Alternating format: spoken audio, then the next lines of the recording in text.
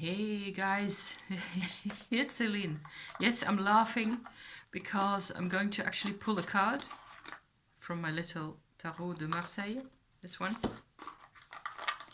as a, to help me, hopefully getting, this video on. Let me put these cards in as well. I'm just going to shuffle, which goes like this, for a little bit. Because I just have so much to talk about. It's crazy. It's crazy. Just a card. Just one card, okay? Two. Which I get is the Valet de Coupe. So that's the Page of Cups right there, okay? Quite a nice card to have. Next to him is the Queen of Cups. No, the King, the Roi. And the Sun on the other side, like so. That should be, those are the cards I get to see, so I'll put these out here, hoping to get enough of the story in a coherent form that it will actually be possible to publish this on YouTube. So hi, good morning, is it? Yes, for another 10 minutes. Today is Tuesday, the 1st of December. This is 1 year I won't be sorry to see the backside of, right? Who was with me there? On the other hand, it has been a really productive year for me. I have got so much stuff going on and so many changes and vibrational things going on that are just excellent that I have to start somewhere. So what I tend to do normally is I just have to stick one of my coasters behind my phone like that, so it's a bit more front and center like that. So I've been doing I have been doing massive amounts of Tummo, and I always talk about Tummo on my channel, and a lot of my recent videos have been Tummo updates in one form or another. I want today to do more like a witchy check-in, or an update on how things are going in what's supposed to pretend to be the complete picture of my life, how I am kind of integrating the energies into my actual state of affairs here, what I'm doing and how and why. I'm also doing quite a bit of knitting, spinning with colors, which is beautiful. I want to show that to you. I'm just trying to think here. Maybe I can pick you up for a second, and then we just will have to wobble around for a bit, and I can actually just show you. Of course, nearly dropped my phone there. Those are the colors of the single thread as it is sitting on my spinning wheel at the moment. That is the wool I'm working with. The multicolored bit that you see there is actually old sari silk that I ordered on the internet and that I can incorporate into my thread. And there's going to be a second thread spinning. I'm going to be spinning a second thread that I will twine with that one, and the second thread will probably be slightly less full of color, so as to spread out the goodness. What you get in terms of knitting, this is what the actual knitted fabric looks like. This is a small patch of my neck part that I'm creating for my humongous big witchy sweater, which I will eventually show to you when it's finished. The piece I did finish just now, which is the neck piece in the back here, in between those is this little guy here. It's going to be attached to the multicolored one on both sides. There's going to be a multicolored piece like that, and then white patches with a darker colored band at the top in front here, so that's nice and cozy around my throat like that. So I'm really looking forward to that. This is actually supposed to, I'm using little pentagrams everywhere to represent chakras and energy points and things.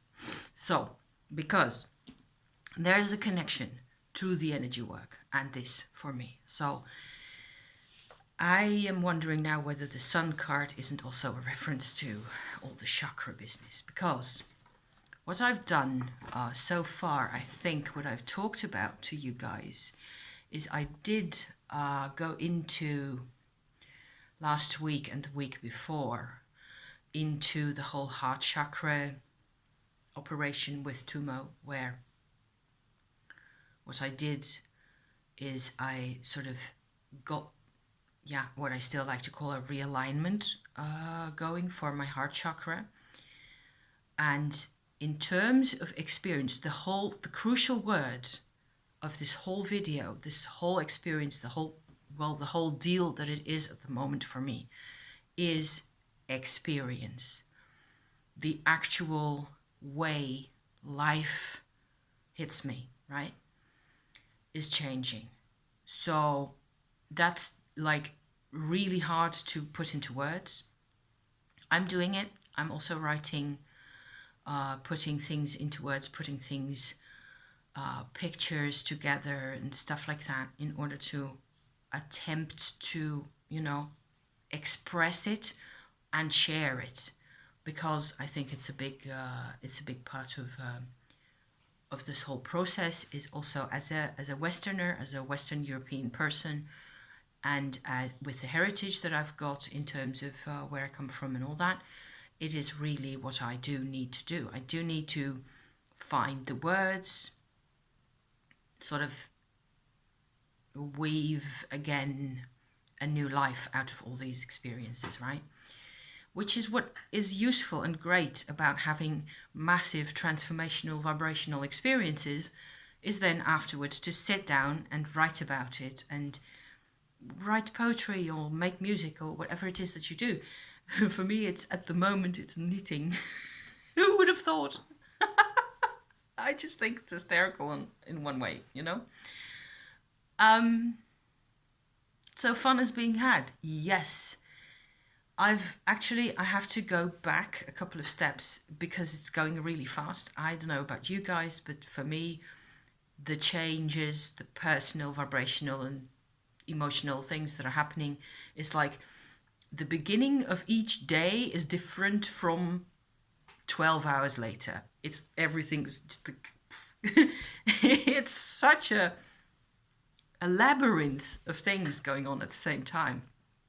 So there's that. Okay, so heart chakra, I want to go into the whole heart chakra adventure in a bit more detail first.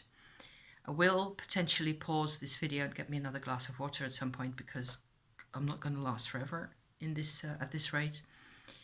I have had this. Okay, so I did this energy exercise where I sort of pulled the Tummo energy, the transformed Kundalini in the lower Dantian, transformed Kundalini. I pulled that into these channels along the sides of my spine, like so.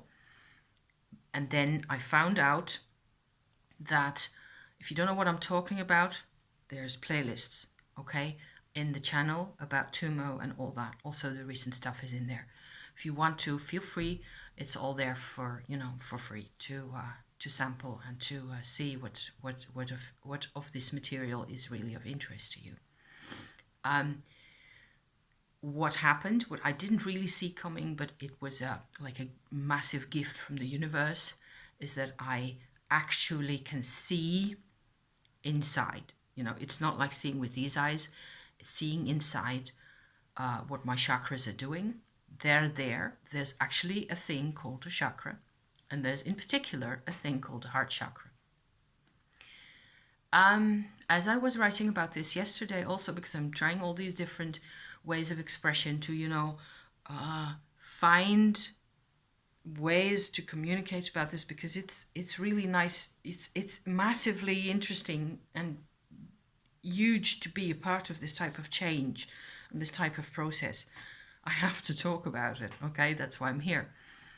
As I was trying to formulate it yesterday, it is like there is a if you are traumatized for long enough, especially as a child, your chakras are pushed out of alignment. And it looks like this whole assemblage point, which is another line of thought that I've used in order to get at this stuff. The assemblage point is actually an expression in here of your heart chakra in its disorganized state. Its state that is not your best expression. I have felt very strongly, and certainly recently, but also over many years really, that my heart chakra was not okay the way it was. I could not, do this, share and bring the things that are really important in my life ever. I was so suppressed and repressed, and so it's like like being deformed, like being twisted out of shape, really. The form that it's actually taken in here appears to me now as follows. The heart chakra is supposed to sit right here in the middle, right there, okay? And that's where the everything is aligned in your body, also physically, vibrationally as well as physically. It is aligned in there in order for the heart chakra to sit in that position. Okay, that's the natural order of things. It's like wanting your thumb to stick out of your ear, basically. That's how badly twisted this really gets. It's not good if it's not in the right place. I have experienced lack of emotional contact and lack of connection all my life. I'm 54 and a half now, or in a couple of months, not a half really yet. I turn 55 in August next year, okay? For 48 of those years, there has been very little, there has been some, but like little drips of emotional self-connection between me and the world. A lot of the connection that I've had in those days, in those years, especially when I was growing up, was in the form of, this is a large bookmark that I made a couple of years ago to stick in my journal that holds the page where I am at in my journal. It has a picture of a Romanian gypsy girl right there and a couple of other pictures on both sides.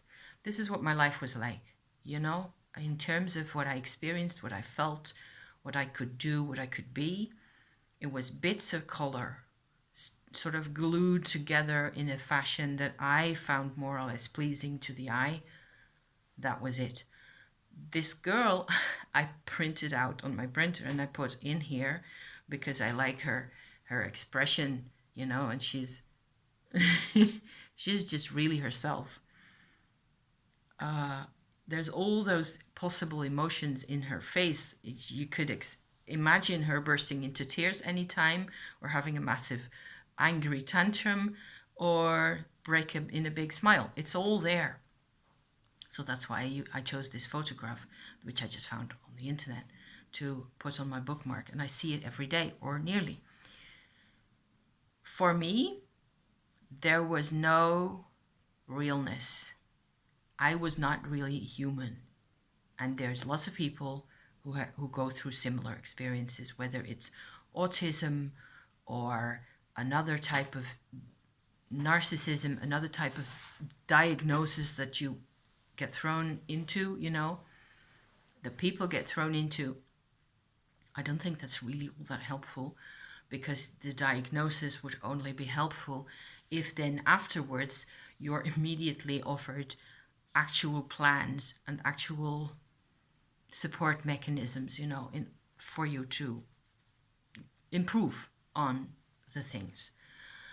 As I said, the right place for the heart chakra to be operational, to be inside of you doing its job properly, so you can actually engage, with the world in ways that are also beneficial not only to yourself but also to the world, so that you can contribute and be a part of things. All that, when that's taken away from you, you end up with this state of disconnect. That's basically it. A state of estrangement, a state of having often no real process also. So time itself even is alien to you. And there's so many things going on that you could describe that are just weird and crazy about this, you know. For me, coming back to my whole heart energy description here, what I've seen is that there is it's like my heart chakra recently has started to redress itself. What with the Tummo, explicitly, you know, since that time. So that's been like, what, a month or so that I've been doing this pretty regularly, every couple of days or so that I get the chance to do this. I do not need to do the whole hog all the time, because the Tummo energy, as soon as it has found this new energy pattern that you are working towards, as soon as it has investigated and learned the new pattern, it will follow the pattern. My system adapts to it, to having that level of energy in there all of a sudden. You know, it takes a while and it can be really confusing at times, and things can get really sensitive, and I've talked about that also recently. What has happened is that what it looks like to me now, and let me just get to this as clearly as I can.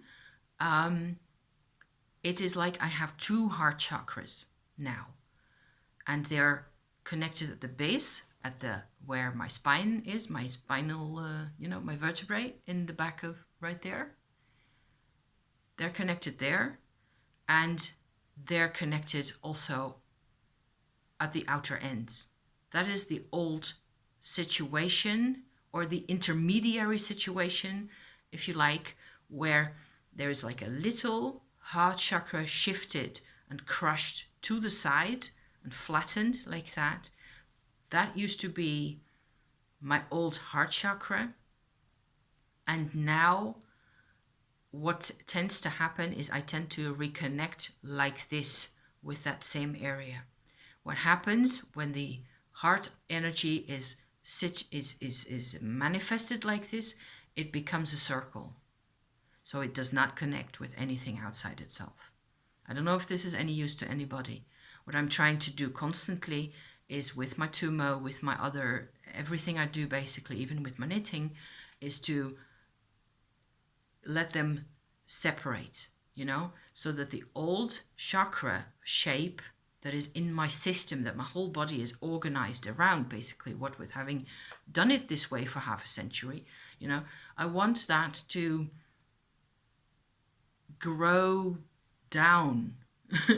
I want it to become smaller, and I want it to stop hurting also, because it feels in here, this is where that area is, where that comes from. It is like this much to the side of the normal position, and what I'm having now is I have a choice, as it were, to engage from here straight away to the outside, what with having energy all the time, in and out, and to either side of that whole system. And the old channel of the old heart chakra that was like pushed in here to the side, and that didn't have anything to work with except this old sort of a memory of itself. In here, it used to think that was my reality. It has a lot to do with how you feel, how you experience your reality. So my reality is very different from the middle here now. And I've been working towards this for a long time.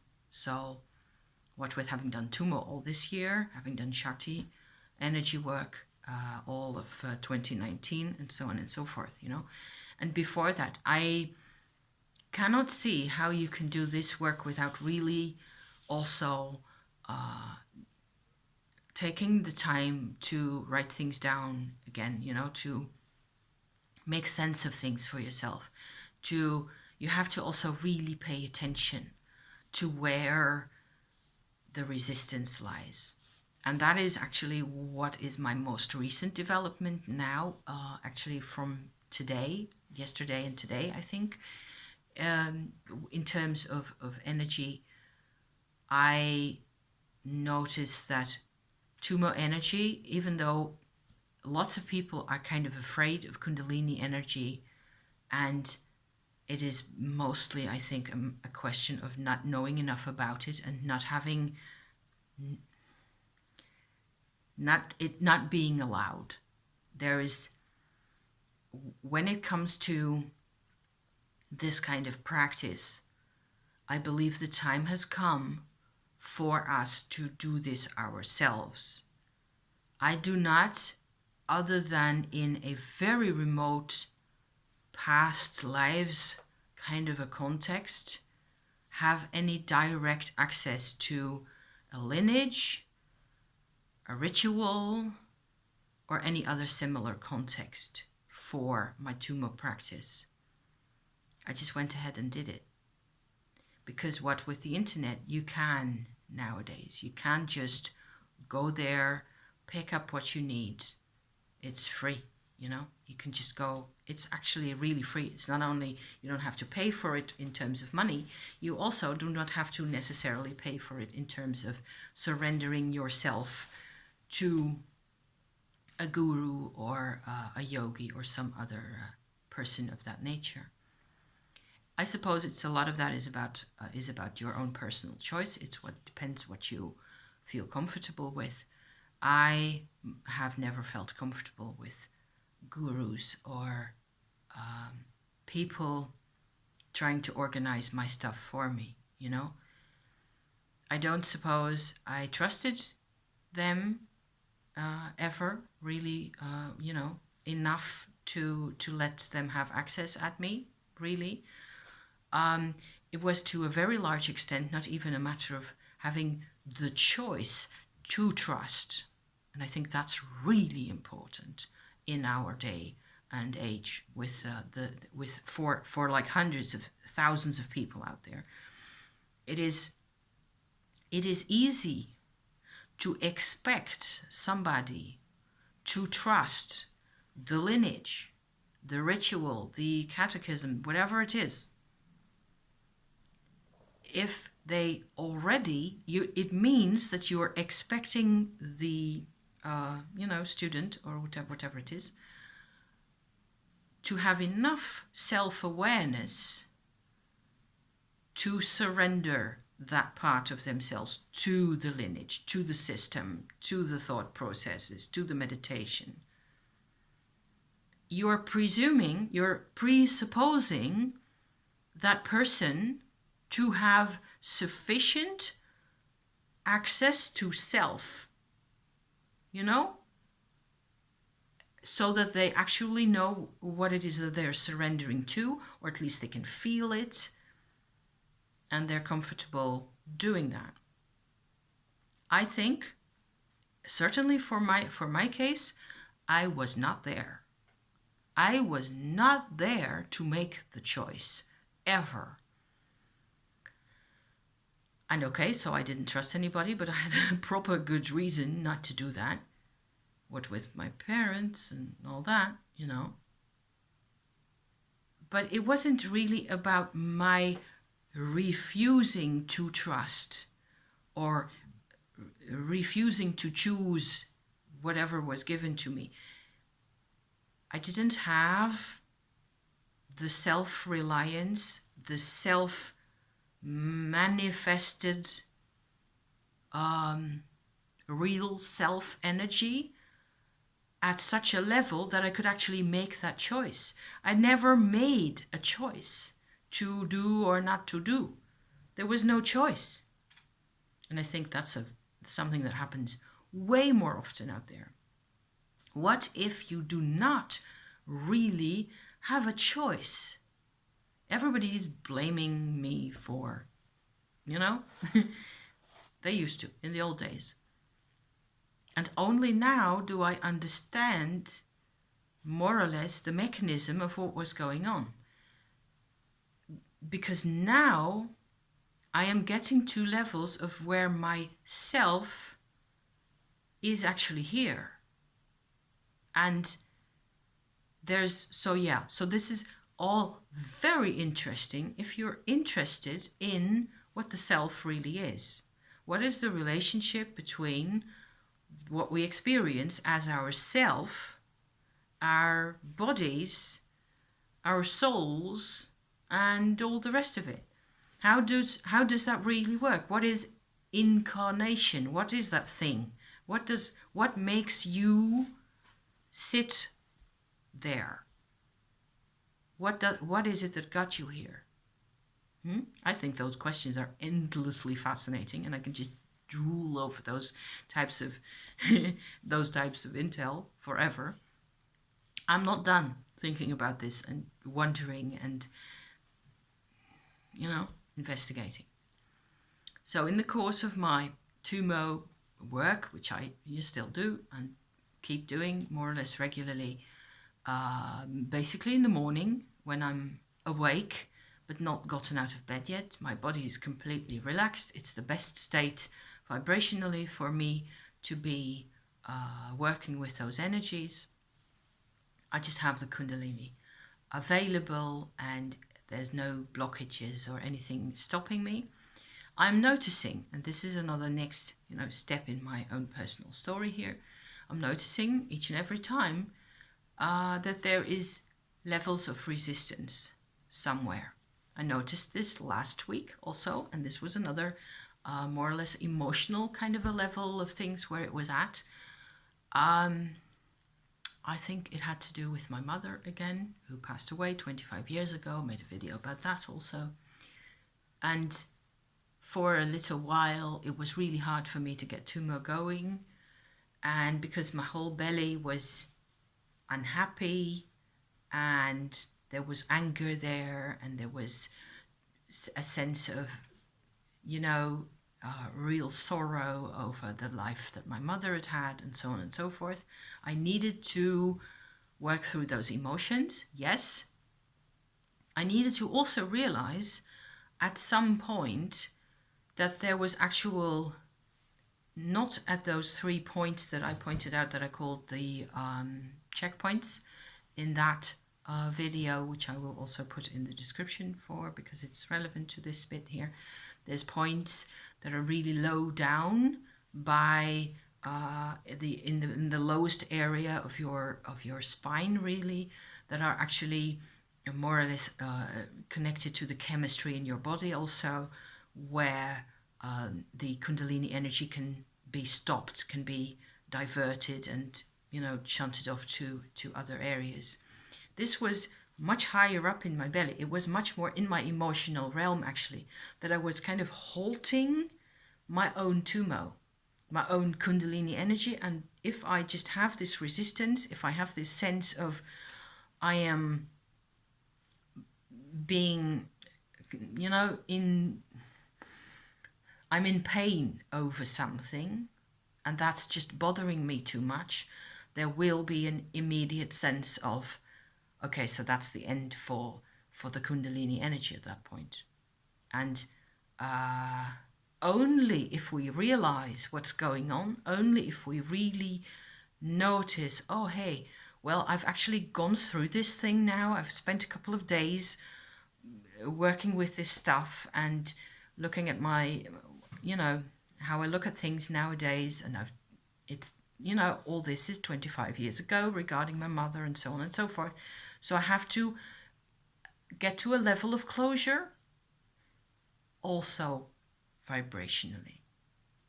That's important. It's in terms of, there's a real sense where the body meets the vibration here. That's going to be more or less the theme of the rest of this story today here, because it has to do with how the body reacts, how me in my body deals with everything.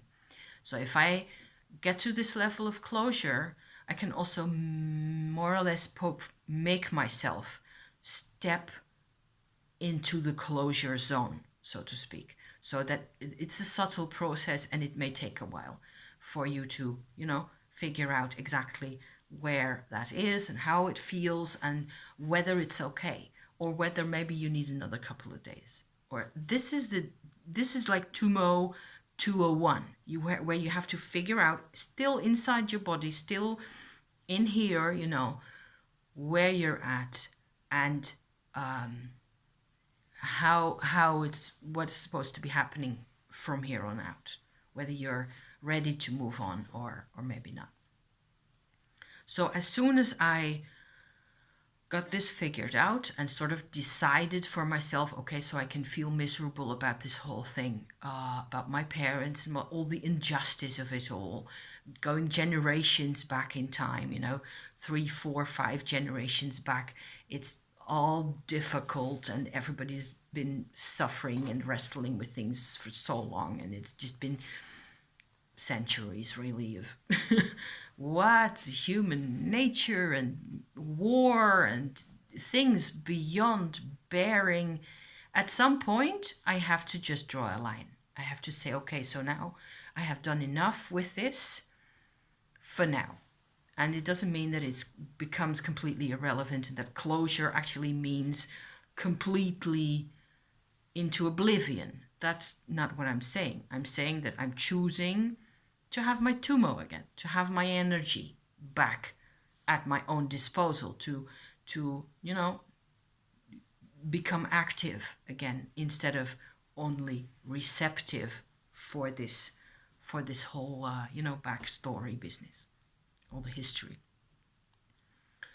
So that was a phase, and today I did another phase where I basically asked the Tummo energy to first of all go into my belly organs and into my stomach. And it's really easy nowadays, what with all the work that I've done, to sort of have a lens, a focus that goes deep into whatever part of me it is that I want to work on. I wanted it to work on my renal glands also, that are also hormonal glands. I wanted it to go in there. A basic knowledge of human anatomy and organs and stuff like that is actually quite useful for this kind of stuff. I don't think you need to go to extraordinary lengths of detail, as long as you sort of know or willing to communicate with your own organs. If your liver, my liver told me I have issues still, because the liver is there to do a lot of detoxing, and it has had a hard time over that half a century. It hasn't been easy. It hasn't had a lot of help. So it deserves to get, a bit of extra Tummo on a regular basis, because that'll only improve everything for everybody, including myself, because the liver and anger are connected. So that was phase 1 of this process today, was about the organs. And then let me see what else I did, because I did take a couple of notes here. It had to do, oh yes, I knew there was another phase in there. I went into okay, so how about my articulations? Can I stick Tummo into all the parts of me, all the parts in my body where basically one system meets another? So that means my synapses in here, right? But it also just means all my articulations in between the parts of the things. Can we have Tummo in there? And from there, it became, can I have Tummo in the water in my body? All the water, because there's a lot of lubrication going on, and oiling of the joints and all that kind of stuff going on inside, all over the place, all the time. It's constantly moving. It is constantly flowing, is the idea, right? And then all that was physical. Up to this point, where am I at? 35 minutes, okay? All this was physical. I'm going back to the emotional side now. What I felt with the water, with the articulations, with the organs, and earlier in the week also in my whole bone structure, my bone marrow even, although I haven't really gotten to that yet. Sort of making those spaces accessible to the Tummo energy as it is inside, as I feel it. It becomes another psychological venture at the point where I realize, okay, there's still resistance here, there. I was looking at it, instead of looking at it from the physical viewpoint of the different parts of me and the movements and the organs and the systems, I went into the experiential side of it this time. So I moved over to which part of me is still, that has to do with the one who has had the experiences in terms of vibration. This is deeply inside, it's a deep inner process. What I saw was a series of really dark rooms in a chain, one after each other. And I invited the Tummo energy into each of those rooms, one after the other.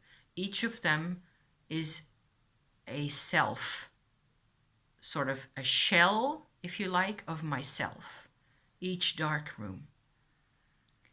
And I had to each time sort of surrender to the Tummo energy, myself, willingly. And I did that a couple of times, the same kind of exercise again and again. And it was like a wave, more or less, of the same meeting of energies, where after the Tummo energy had gone into the room, what came out was cold water out of the room. Really a sense of melting ice that sort of flowed out of each room. This is all emotion. This doesn't really have anything much to do with, not directly anyway, or very directly, with all the physical processes. But it's not like it's connected only to my stomach or only to my lungs or only to whichever, way you want to describe the physical body as it is. It had to do with how I have experienced life. The darker sides inside of me, the more vulnerable sides, but also the sides that have not been touched by life because they were traumatized at an early stage, right?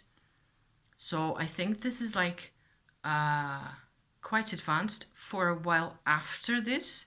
So I think I did, I don't think there's really a number, but it felt like more or less like 6 consecutive repeats of the same, going into this very dark, cold room at the back of the last one, each time passing through one room to a next one for, I think, more or less 6 times. And at that point, it felt like it was enough.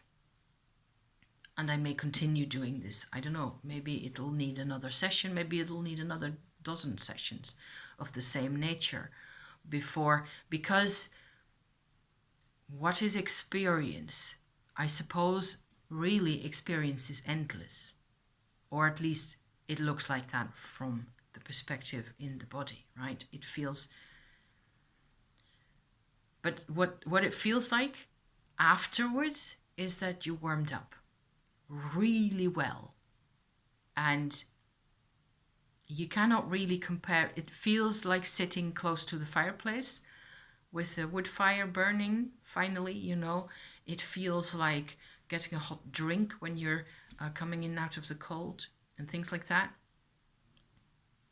but it's much more basic than that. And it is really personal. This is the most personal, I'm realizing now, bit of Tummo that I've done so far. And I thought I had gotten it really personal with my heart chakra and all that. And I suppose it's all part of the same deal. I wouldn't have been able to do this with the dark rooms if I hadn't done the whole heart chakra operation first, you know. And I suppose that this whole area here, it all benefits from every part of energy work like this that you do. So I'm really glad I got this far. I actually think that I managed to explain what I was thinking of, you know, now during this video. Thank you for coming along, you know, for the ride. I have other things that I would like to talk about or share, but maybe I should really do that separately. I don't know. I want to stress again how endlessly important it is to, you know, have a journal. There's my mammoth on my journal, NEQ. And I have a book that I got from the internet. There it is, Mycelium Running by Paul Stamets. There he is at the bottom. That's his name, the author's name. And it is from 2005, and it is about mushrooms and how mycelium, how that works. And I'm learning endless little loads of details about how important that is. It's not about mushrooms, it is about mycelium, right? Mycelium as a separate kind of consciousness. Maybe I can tell you just one last little experience that we've had. I've done other videos where I shared, I'm trying to look around, because maybe I think I've got some kinds of flasks here that I have made. Well, this is similar, it's a similar product. This is a flask that contains a lot of resins, and this one also.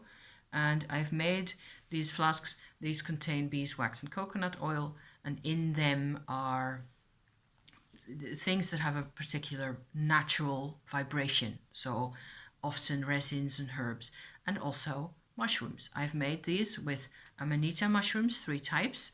The citrina, the pantherina, and the muscaria, all 3, also combined into different bottles. And these I just use to carry around with me to support my energies and the way I feel. I tend to carry them with me when I go out the house mostly. And sometimes I just enjoy making that kind of stuff.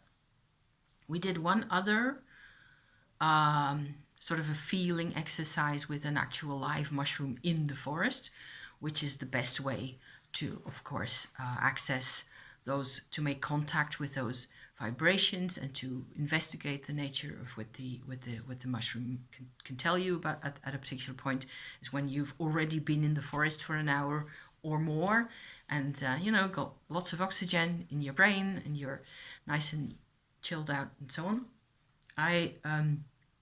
I picked up a honey mushroom. Those are actual parasitic mushrooms that grow on tree stumps often, or on trees that are dying, and they're pretty large, like this size more or less, with a really nice ring around the stipe, brownish in color. And it is not an Amanita, it's a different type. So I was interested. I was making, during the Halloween season, I was making all these Amanita flasks and so on and so forth. And I'd picked up one of those in the forest. And both of us, my husband and I, by turns, sat with this. And we got together, more or less, also talking about it. We got a really strong sense of what it feels like to be mycelium. And my husband said it first, actually. He said, I was expecting mycelium to be dark and, you know, to be cold and wet and dark and nasty, basically. I expected those to be the descriptive terms you would use for that experience, but it isn't like that at all. He said it's it is happy to be underground. It has a lot of space to spread out in. And what I added to that is, and there's food everywhere. So it's a really rich and really happy consciousness, mycelial consciousness that we connected to thanks to the honey mushroom. I'll put a link to a website or to a Wikipedia or something in the description box down here, so that you can have a look at what those are. And they're not, again, it's just like amanitas. I don't eat any of those. I don't make teas or anything, because that's not I don't feel invited to do that. What I feel invited to do is to make bottles and, sit and chill with them. And so there's a lot more I could be saying, but I had a mushroom at one point that I have shown occasionally, and I think it's still over there somewhere, because it's dried and it's a couple of years old now.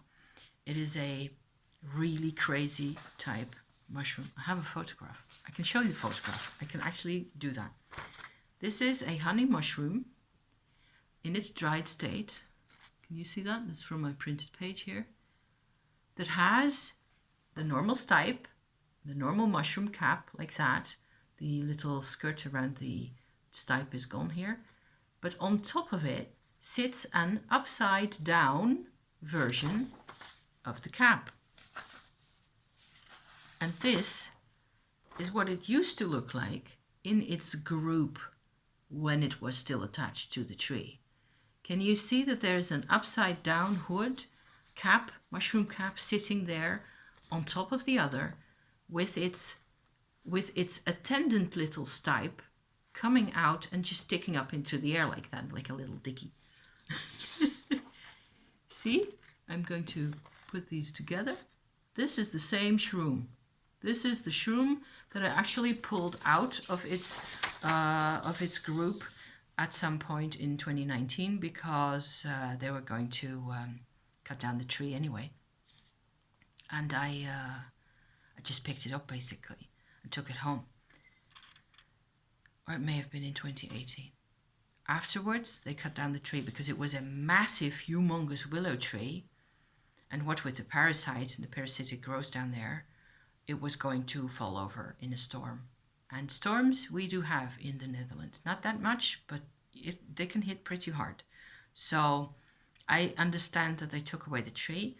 I've also seen during the 2020 autumn mushroom season that those honey mushrooms are back in that place because there's still a lot of roots of the tree and so a lot of mycelium in that same spot still.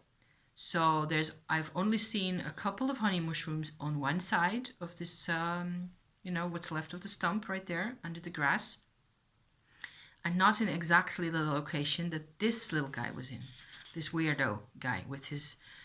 I've been searching all over the internet for more information on these type of malformed mushrooms because this is my heart chakra, right? This is my normal heart chakra and this is the deformed little weird one on the side. So they're attached to each other like that. It's so crazy. I just thought I had to share that with you anyway. It's nuts, I know. It's weird. There's no end to the weirdness, really. So I will be looking next year to see what the honey mushrooms are doing in that spot and whether we can have another go at this adventure here. If it ever comes back, and because it's a genetic thing, it's a genetic malformation, and normally, very, very occasionally, you do get mushrooms on top of other mushrooms. In that case, so you have a normal stipe and a normal hood cap coming up like that, and then underneath that, there's a second mushroom that pushes up the first one. So you get like a shroom like that. I don't have a plastic shroom here to show you what I'm on about. That happens very occasionally, and there's German websites actually that show this type of stuff. Very rarely. I've seen only one other one that was a russula, a sort of a white mushroom type that had a little one sitting like that, like an afterthought, on its regular sized normal cap.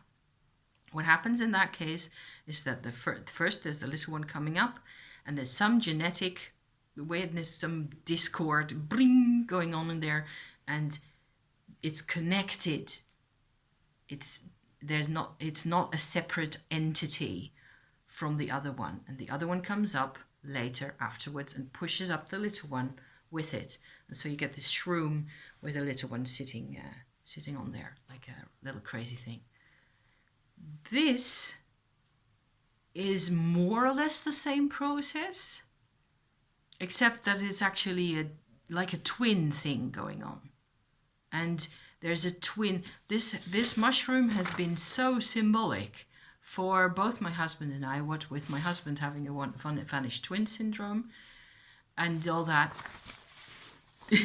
It's a gorgeous symbol to be using, for all the weird shit that we're having. So yeah, so on that note, we are really over 50 minutes in. Thank you so much for coming along for the ride. Again, I'm going to go back to my knitting. You can understand what with all this crazy, that knitting is just excellent, right? Knitting and spinning and going outside, making dinner and food and grounded things, if possible. Thank you for being in my life. I love you to pieces, really. And from the bottom of my heart, both of them, I wish you all the best, and I will be back, soon enough, sort of, in wherever it takes me. Okay? Best of luck, and see you around then. Okay? Ciao for now.